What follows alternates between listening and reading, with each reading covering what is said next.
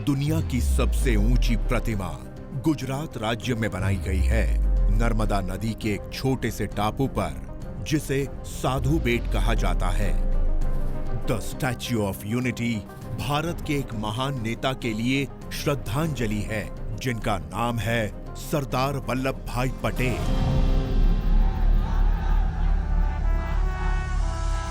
भारत के स्वतंत्रता संग्राम में एक अहम भूमिका निभाने वाले सरदार पटेल देश के पहले गृह मंत्री और उप प्रधानमंत्री भी थे।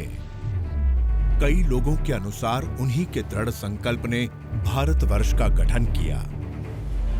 गांधी जी एक महात्मा, नेहरू एक राजनेता और पटेल एक महान नेता या सरदार। ये वो त्रिमूर्ति थी जिन्होंने देश को स्वतंत्रता की ओर बढ़ाया और स्वतंत्रता दिलवाई भी।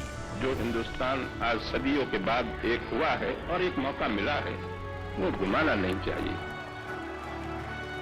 महात्मा गांधी, पंडित नेहरू, सरदार पटेल एक बहुत ही सशक्त टीम थी। आपसी मतभेद के बावजूद उन सब का एक ही लक्ष्य था, स्वतंत्र भारत। हमारा देश मुसीबत से गुजर रहा है। मैं हर नागरिक से अपील करता हूं कि हमारी मुसीबतों को हल करने में अपना ज्यादा से ज्यादा योगदान दें। हमारे बीच एकता और शक्ति का होना जरूरी है।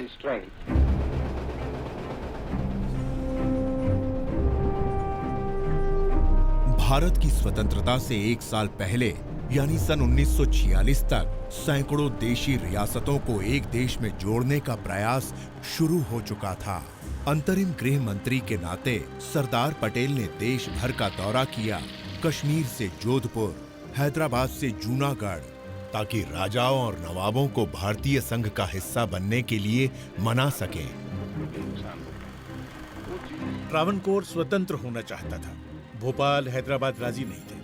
कश्मीर दुविधा में था। राजस्थान के कुछ बड़े राज्य दुविधा में थे। गृह मंत्री होने के नाते सरदार वल्लभ भाई पटेल ने उनके साथ विनम्रता से लेकिन उतनी ही सख्ती के साथ बात की, ये सुनिश्चित करते हुए कि वो सभी एक एक करके शामिल हो जाएं। अगर भारत के नक्शे का कोई निर्माता है तो वो सरदार वल्लभ भाई पटेल है।